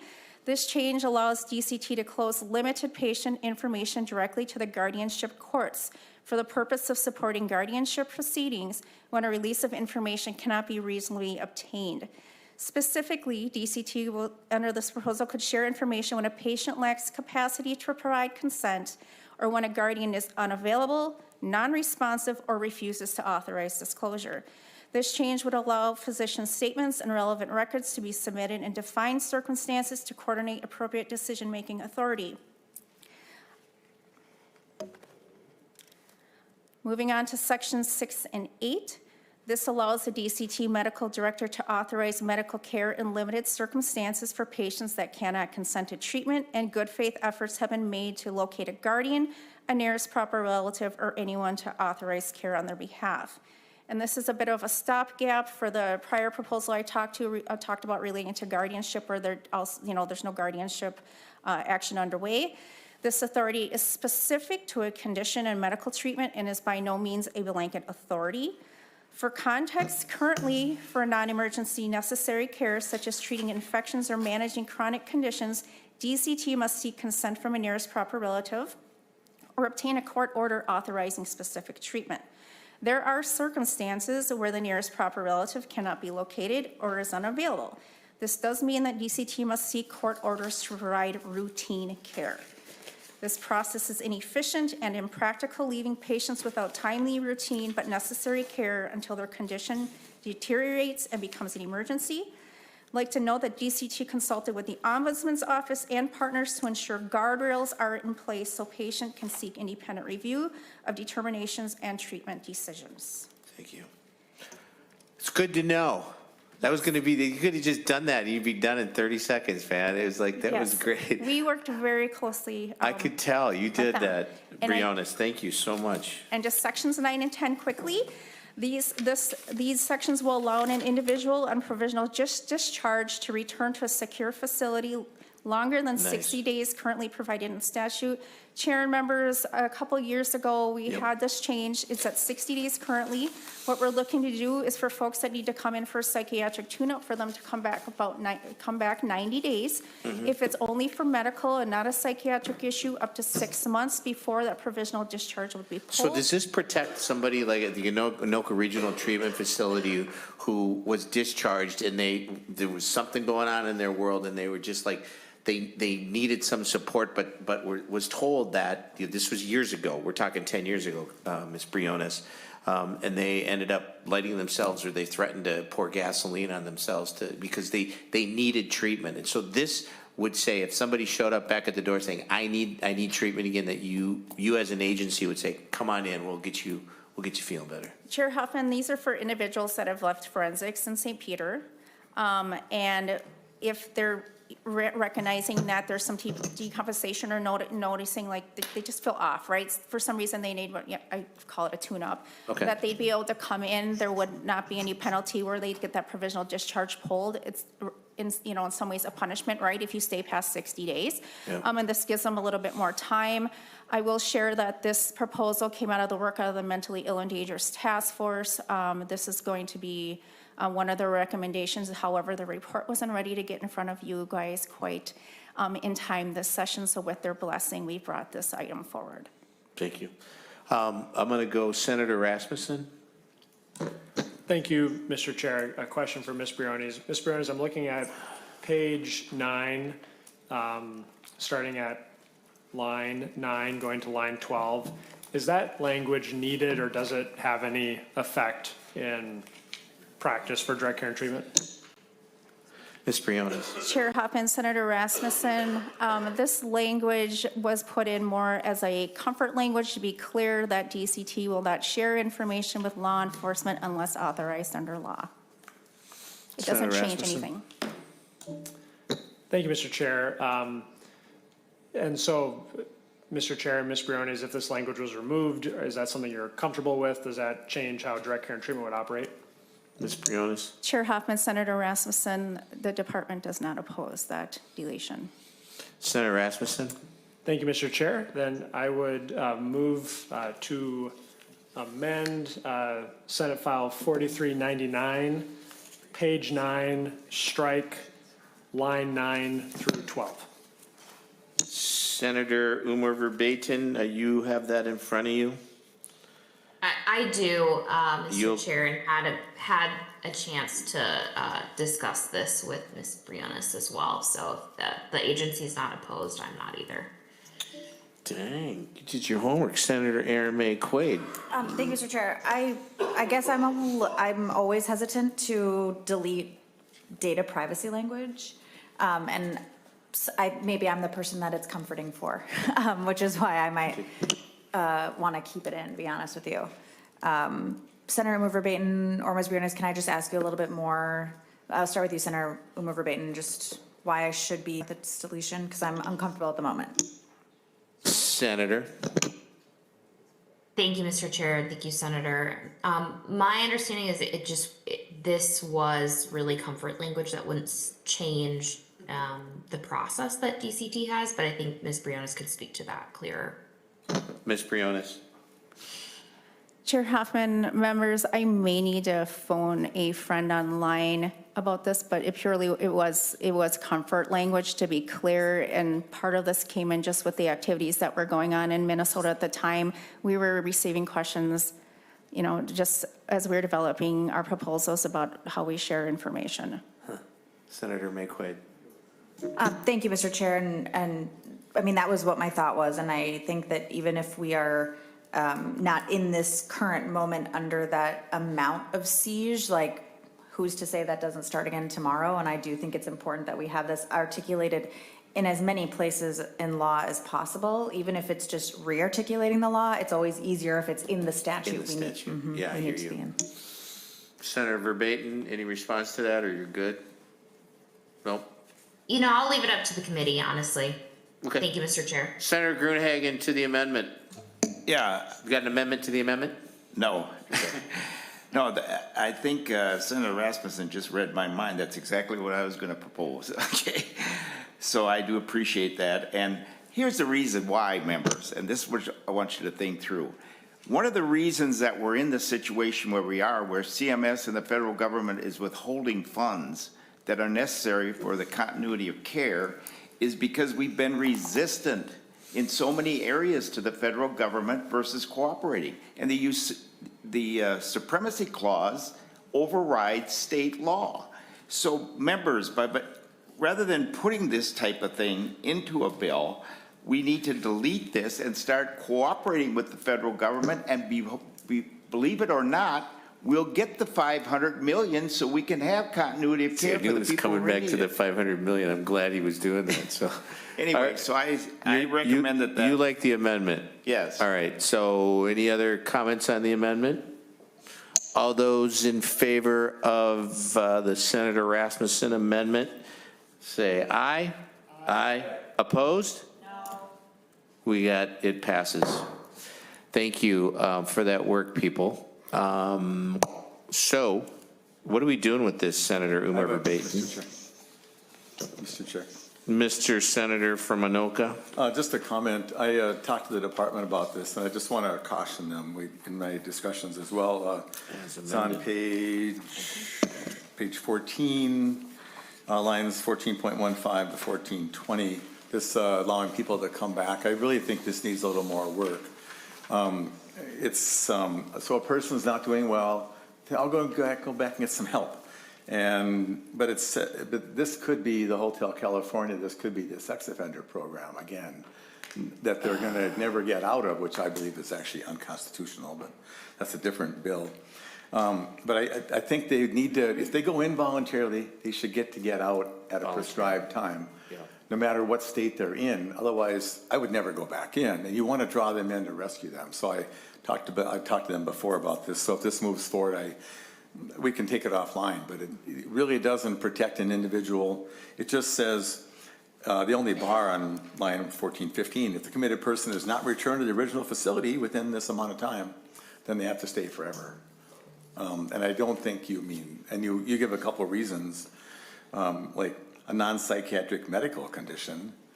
I mean, they don't even belong in the place in the first place. So if you can work with me on that, I'm friendly to the topic, and I just want to help people actually readmit themselves before they hurt somebody. And then if they get out, if they're dangerous again, there's other ways to lock them up. So anyway. Senator Rasmussen and then Senator Umer Verbatim, we will give you final word. Senator Rasmussen. Just a clarification on the point from Senator Abler, question to Ms. Brioni's. This doesn't change anything with the Minnesota Sex Offender Program. This would be in relations to the state forensic hospital. Question to Ms. Brioni's. This would be in relations to the state. Is that correct? Chair Hoffman, Senator Rasmussen, you are correct. This is not impaired.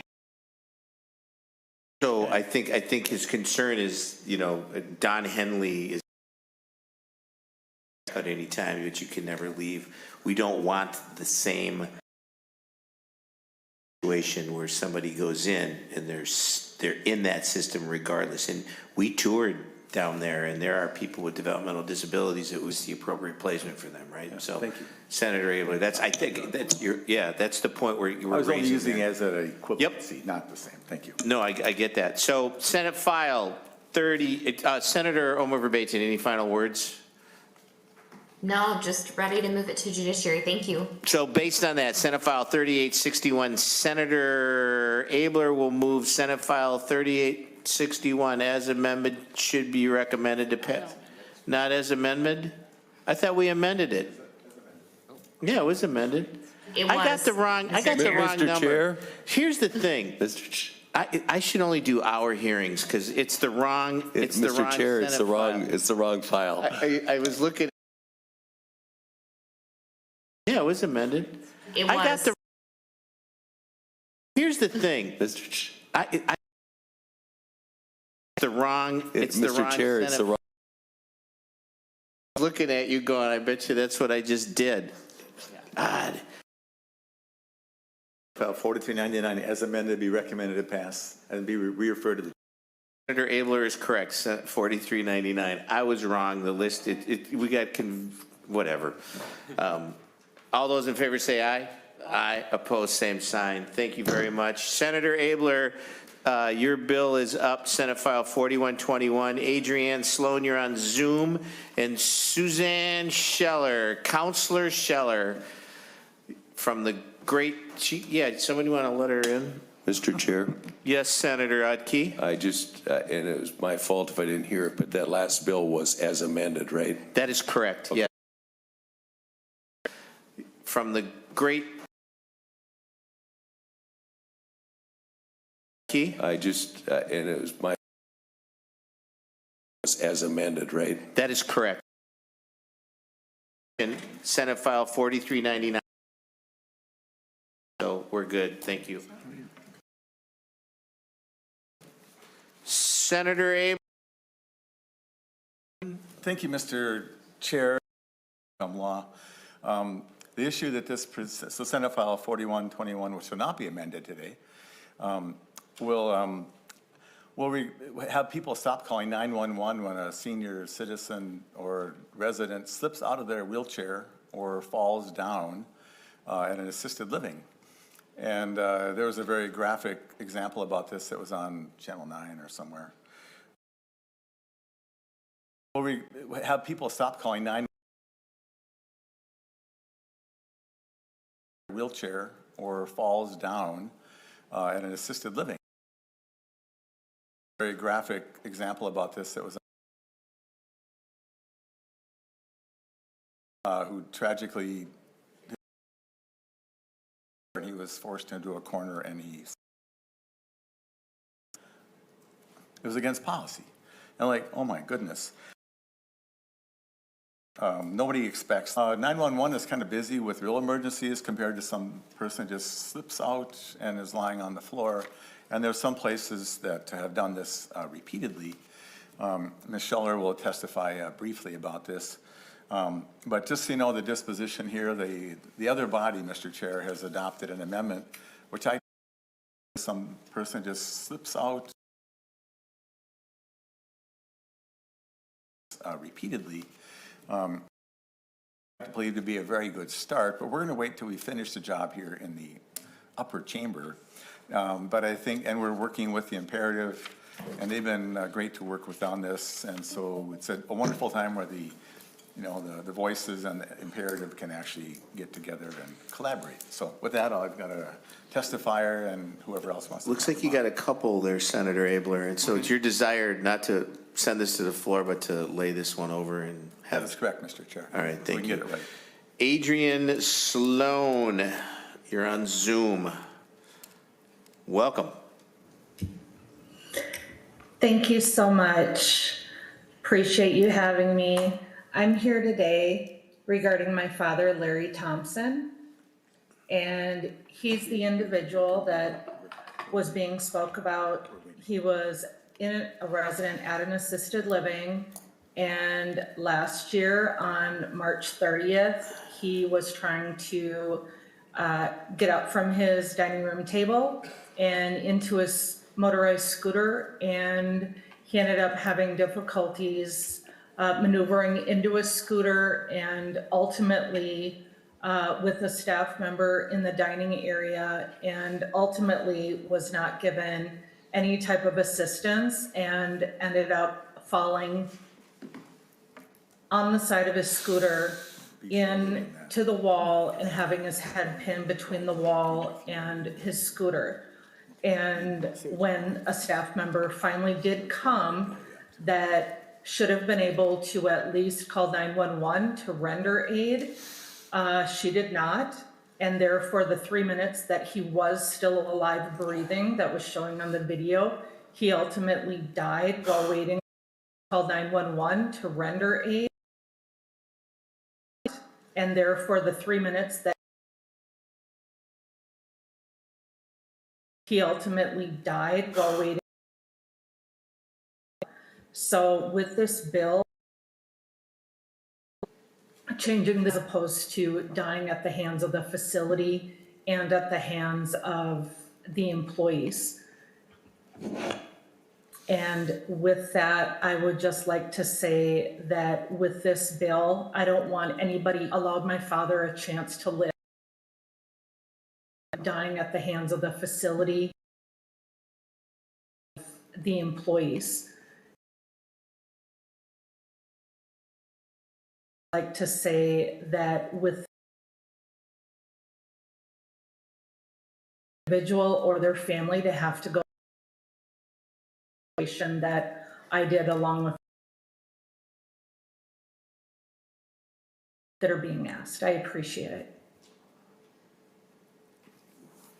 I don't know what I can say. Thank you. That's a little triggering to lose somebody. A little triggering to lose somebody, and especially when it was KMA.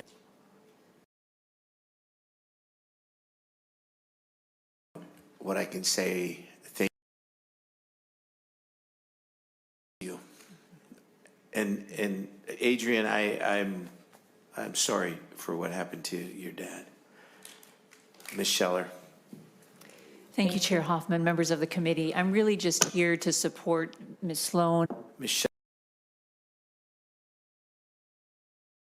And I'm sorry. Ms. Scheller. Here to support Ms. Sloan. But this is an important thing that this story is a compelling a veteran, and this, so we're really looking at those emergency responses and distinguishing those from non-emergency responses and developing training, policies, procedures, and transparency. Thank you. This was anticipated he would pass away. So the responses and distinguishing those from non-emergency. Thank you. I get that, thank you. I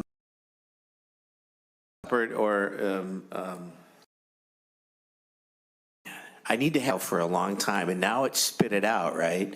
But can we just, if you two wanted to, you want to be, I got your name down here, and I don't have your name as testifier list. Do you want to come up, or am I just, I've been at this, in the interest of time, because we have Senator McQuaid's bill, which I don't want to push off till Wednesday, right? Yeah. I know it only. I've been at this.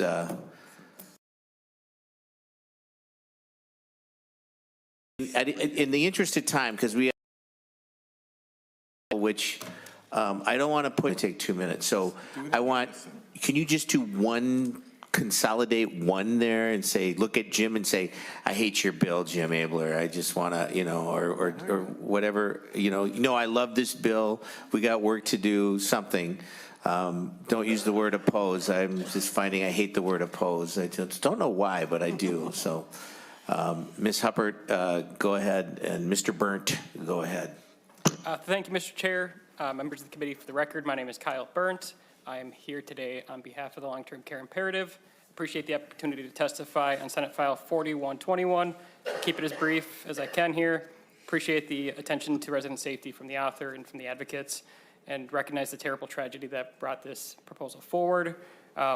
We had the opportunity to meet with the advocates on Friday, continuing those conversations, as you heard. One of the primary concerns in the proposal is how it may operate in practice. As just an example, listing specific emergency scenarios in statute may unintentionally require that we have individual plans for each one and any others that might be added to that as a way to respond to those emergencies. So I'll turn it over to my colleague to finish. Thank you, Mr. Chair, members of the committee. As Mr. Burnt referenced, we have already had a couple of conversations with Senator Abler and with the proponents of the bill, and we believe there's a true opportunity for some common ground and look forward to bringing that to you at a future date. See, that's thank you. Senator Abler, final words, and then we're going to lay this over. And yeah, and just our heart goes out to the family, and but I can just tell you that all the parties are working in good faith, Mr. Chair, and I see a resolution on the horizon. So with that, you can lay it over, and we'll see you next week or so. And thank you for keeping that good faith. That was thank you. This bill is laid over. Thank you, Senator Abler, for your work on this. So with that, you can lay it over. For keeping that good faith. That was. Thank you, Senator Abler, for your work on this. Thank you for being here. McQuaid, what are you thinking? Mr. Chair, Senator had $1 million to do a one-time who are waiting to be discharged home with the appropriate level of care. And we're moving that report due date December 15, 2025. Mr. Chair, there's a author's amendment that deletes October and inserts December 15th. So it's very simple. No program change, just a report change so we can get the full 2 years. Awesome. And we're just going to make that motion. So moved. So moved. Senator McQuaid moves that. Is this bill, we laying this bill over, or what are we doing? You want to go to the floor with it? Yes, Mr. Chair. I would like to dual track it. If we can pass the A1 amendment and then dual track it, send it to the floor. We can also lay, Senator McQuaid moves the. You want to go to the floor with it? Yes. Pass the A1 amendment and then dual track it, send it to the floor. McQuaid moves the A1 amendment. All those in favor say aye. Aye. Opposed, say your bill. To dual track it, so do we need to make a motion? Do you need to make a motion to send it to the floor, and then we'll also just lay? As amended, be recommended to pass and sent to general orders. All those in favor say aye. Aye. Pose same sign. Senator Mayquade. And that's it. We're just gonna lay that. It's good to go. Lay it over. Thank you. Good job. Members, Wednesday, I promise not to be so, and that's it. We're just gonna lay that. It's good to go. Lay it over. Wednesday, I'll have names and so say that again. We're going to be going to G15 on Wednesday. So I don't know why. Because when we run past 5, we got to be at the Capitol. So thank you. Late on Wednesday. So.